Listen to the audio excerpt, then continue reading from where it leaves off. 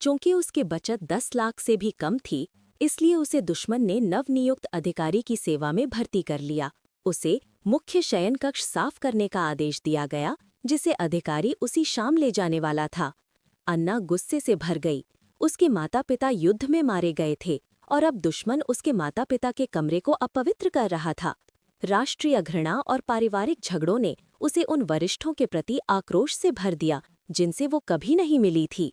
लेकिन एक फ्रांसीसी नागरिक होने के नाते वो जर्मन आक्रमण के सामने खुद को असहाय महसूस कर रहा था। इसलिए उसने अपनी गरिमा को बचाए रखते हुए चुपचाप विरोध करने का फैसला किया। जल्द ही रात हो गई और हालांकि आगमन अभी 1 घंटा दूर था, कमरा पहले से ही घुटन भरी ठंड से भरा था। अन्ना ने अपने दादाजी के भारी मन को देखते हुए तनाव कम करने के लिए बाख का एक प्रस्तावना बजाने की पेशकश की। छोटे से कमरे में एक मधुर धुन धीरे धीरे बह रही थी और मधुर संगीत के बीच एक सैन्य वाहन धीरे धीरे आंगन में आ रहा था। शायद संगीत इतना मधुर था कि वेवेई ने वाहन से उतरकर जानबूझकर गति धीमी कर दी और सुंदर वातावरण को भंग करने के डर से दबे पांव दरवाजा खोलने के लिए आगे बढ़ा। लेकिन जैसे ही अन्ना ने वेवेई को देखा, संगीत अचानक बंद हो गया। अन्ना ने उसे ठंडेपन से देखा। कप्तान वैसा नहीं था जैसा उसने सोचा था। वो धारा प्रवाह फ्रेंच बोलता था, विनम्र था और एक सज्जन व्यक्ति था। उसने समझाया कि यहाँ रहना उसकी अपनी पसंद नहीं बल्कि उसके वरिष्ठों द्वारा थोपा गया था। उसने उस बूढ़े आदमी और लड़की से सच्चे दिल से माफी मांगी। अन्ना और उसके दादा चुप रहे, चुपचाप लड़ने का दृढ़ निश्चय किया। फिर अन्ना उसे उसके माता पिता के कमरे में ले गई। चार्ली ने कमरा देखकर अपनी संतुष्टि व्यक्त की, लेकिन इससे पहले कि वो अपना धन्यवाद पूरा कर पाती, अन्ना ने दरवाजा जोर से बंद कर दिया और बिना पीछे देखे ही बाहर निकल गई। चार्ली ने दोनों की स्पष्ट उदासीनता और प्रतिरोध को नजरअंदाज कर दिया। वो हर दिन यही दोहराता, अलविदा कहने के लिए जल्दी जाता और शुभरात्रि कहने के लिए देर से लौटता। जब भी वो बोलता, उसकी नज़र देर तक अन्ना पर टिकी रहती। हालांकि उसे कोई जवाब नहीं मिला। हालांकि वो उसके बारे में कुछ नहीं जानता था, यहाँ तक कि उसका नाम भी नहीं। फिर भी उसकी आत्मा अन्ना पर मोहित थी, अप्रतिरोध्य। चार्ली के प्रति अन्ना की नाराजगी बढ़ती ही गई, इस हद तक कि उसने अपने दादा के लिए संगीत बजाने से इनकार कर दिया। बाख, बेथोवन और मोजार्ट सभी जर्मन थे और जब तक चार्ली आसपास था, वो पियानो को छूने से इनकार करता था।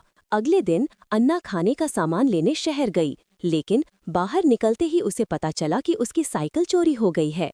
उसे घर जाने के लिए बस नंबर 11 लेनी पड़ी। लंबा सफर और पैर के दर्द ने उसे आराम करने के लिए बैठने पर मजबूर कर दिया। चार्ली घर जाते हुए वहां से गुजर रहा था और उसने ईमानदारी से अन्ना को अपनी कार में बैठने के लिए आमंत्रित किया। एक पल की हिचकिचाहट के बाद अन्ना कार के पास पहुंची। चार्ली ने उत्साह से उसके लिए दरवाजा खोला, लेकिन अन्ना उसके पास से निकल गई। एक अकल्पनीय क्षति का एहसास करते हुए चार्ली ने गाड़ी धीमी कर दी और चुपचाप उसके पीछे चल दिया।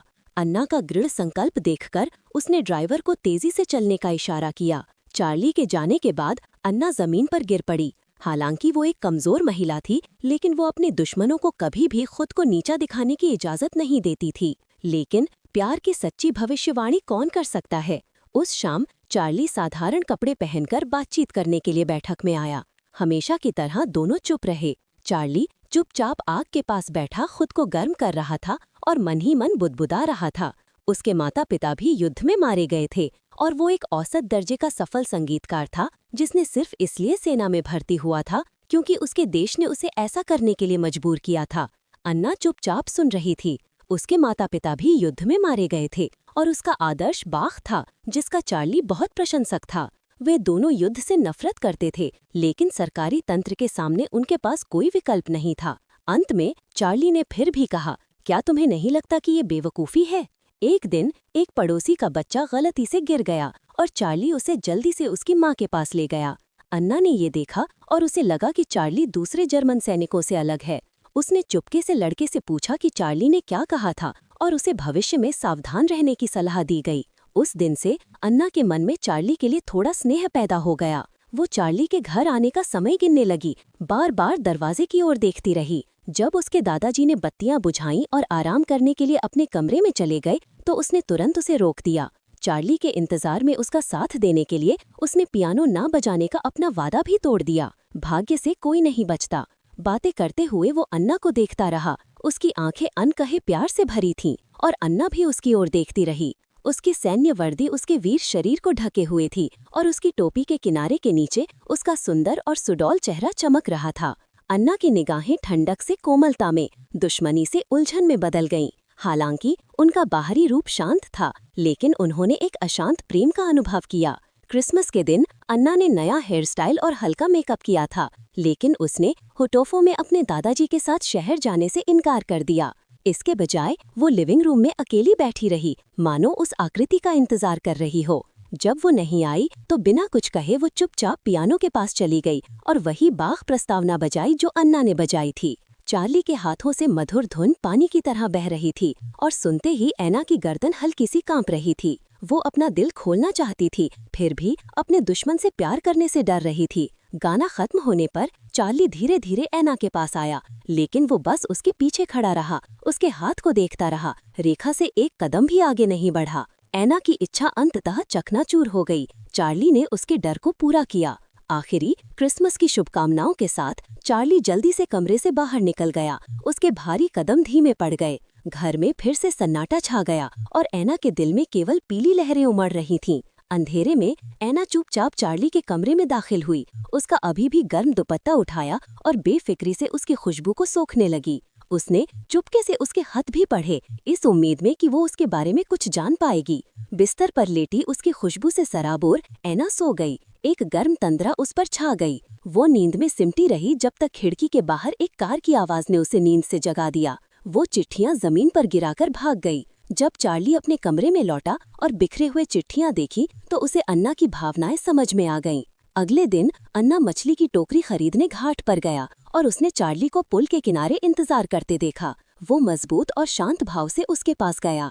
दोनों ने एक दूसरे की धड़कन महसूस की, लेकिन किसी ने भी बोलने की हिम्मत नहीं की, जिससे यादें मिट गईं। अगर जवाब साफ था तो भी अब उनके पास उसे पुष्ट करने का मौका नहीं था। जर्मन उत्पीड़न के साथ फ्रांस में प्रतिरोध समूह उभरे और अन्ना के पड़ोसी उनमें से एक थी। एक पड़ोसी अन्ना के पास आया, इस उम्मीद में कि वो बच्चे की देखभाल में मदद कर सकती है। अन्ना समझ गई कि पड़ोसी जर्मनों पर हमला करने की योजना बना रहा है। जब प्यार और जंग का सामना हुआ तो उसने अपने दिल की बात मानी और आखिरकार मान गई। उस शाम अन्ना को अपनी खिड़की के बाहर एक आकृति दिखाई दी। ये वही पड़ोसी था जिसने चार्ली की कार के नीचे बम रखा था। सहज रूप से वो दूसरी मंजिल पर भागी, चार्ली को सुरक्षित रहने की चेतावनी देने के इरादे से। लेकिन दरवाजे पर पहुंचकर वो हिचकी, भयभीत और दुविधा में फंसी। उसका दिल अपने दुश्मन और अपने प्यार के बीच जोरदार टकराव में फंस गया और अन्ना ने आखिरकार चार्ली के दर्द को समझा। ठीक एक रात पहले उसने चार्ली को दो कप्तानों से बहस करते सुना था। कप्तानों का तर्क था कि एक पराजित राष्ट्र के कोई मानव अधिकार नहीं होते, जबकि चार्ली शांतिपूर्ण सह अस्तित्व की वकालत कर रहा था। बहस कटुता में समाप्त हुई। चार्ली अपने फैसले को लेकर अनिश्चित था। चाहे सार्वजनिक या निजी कारणों से उसे इस युद्ध से बच पाना नसीब नहीं था। अन्ना ने भी अपने कर्तव्य और दायित्व के प्रति निष्ठावान होकर यही निर्णय लिया। वो पूरी रात जागती रही, अपनी खिड़की से देखती रही। अगली सुबह चार्ली के दो दोस्त एक ऐसी कार में बैठे जो अगर स्टार्ट होती तो फट जाती। अन्ना की पुतलियां फैल गईं, उसकी नसें तेज हो गईं। ऊपर चार्ली के कदमों की आहट सुनकर वो जल्दी से लिविंग रूम की ओर दौड़ी। जैसे ही चार्ली दरवाजा खोलने ही वाला था, बाख का संगीत अचानक जोर से बज उठा। नोट बैरल से गोलियों की तरह निकल रहे थे, एक दूसरे का पीछा करते हुए, धीमे होने से डरते हुए, देर होने से डरते हुए। चार्ली स्तब्ध रह गया। घर में आने के बाद ये पहली बार था जिसने पियानो बजाया था। चार्ली चुपचाप उसे देखता रहा, जबकि ऐना की भावनाएं उसकी उंगलियों से दौड़ते नोटों की तरह, तेज नोटों से घुटकर दम घुटने की तरह थे। अचानक खिड़की के बाहर एक जोरदार धमाका हुआ। चार्ली अविश्वास से उसे देखता रहा। उसकी भौहें सिकुड़ी हुई थीं, आंखों में आंसू उमड़ रहे थे। वो जल्दी से दरवाजे की ओर भागा। वो बाल बाल बच गया था, लेकिन उसके साथी मारे गए थे। ऐना ने भी चुपचाप आंसू बहाए। अपनी चुप्पी तोड़े बिना उसने अपने देश का मिशन पूरा किया और खुद को बचा लिया। जर्मन सेना ने ऐना के पड़ोसियों को गिरफ्तार कर लिया और उनकी जिंदगी खत्म हो गई। जर्मनों के जाने के बाद ऐना ने पड़ोसी के बच्चों को अपने साथ ले लिया। उस रात चार्ली अलविदा कहे घर लौट आया, बल्कि अपना सामान पैक किया और चुपचाप जाने की तैयारी की। उसके दादाजी ने अचानक उसे पुकारा और उसके लंबे एकालाप का आखिरकार जवाब मिला। चार्ली वहीं रुक गया। वो दादा और पोते को अलविदा कहने आया था, क्योंकि वो उस रात रूसी मोर्चे के लिए रवाना हो रहा था। अन्ना हमेशा की तरह सुन रही थी। एक चुपचाप बोल रहा था, दूसरा चुपचाप सुन रहा था। जब तक चार्ली ने अलविदा कहा तब तक उसके आंसू बह चुके थे, लेकिन उसने फिर भी उन्हें दबाने की कोशिश की। चार्ली ने आखिरी शब्द कहे, लेकिन मालिक उसे सुन नहीं पाया और मुड़कर चला गया। अन्ना अब उसके लिए अपनी भावनाओं को दबा नहीं पाई और आंसुओं में उसे बाहर खदेड़ दिया। अन्ना की दबी हुई भावनाएं आखिरकार सिसकियों में फूट पड़ी। कोई भावुक आलिंगन या चुंबन नहीं थे, इसके बजाय उनकी निगाहें लालसा से मिली। ये उसके लिए उसके पहले शब्द थे और उस पल के बाद उनके केवल 2 शब्द। दोनों युद्ध की क्रूरता को समझते थे। उन्हें अपनी भावनाओं को समुद्र के नीचे शुद्ध मधुर संगीत में सागर से भी गहरी निगाहों में दफनाना होगा। सब कुछ पानी पर तैरते पक्षियों की लहरों जैसा था, कोई निशान नहीं छोड़ते हुए। शायद पछतावे अपरिहार्य हैं, लेकिन मैं मानती हूँ कि जिस व्यक्ति ने कभी मुझसे प्यार किया था वो आज भी कभी-कभी मुझे कहीं याद करता है।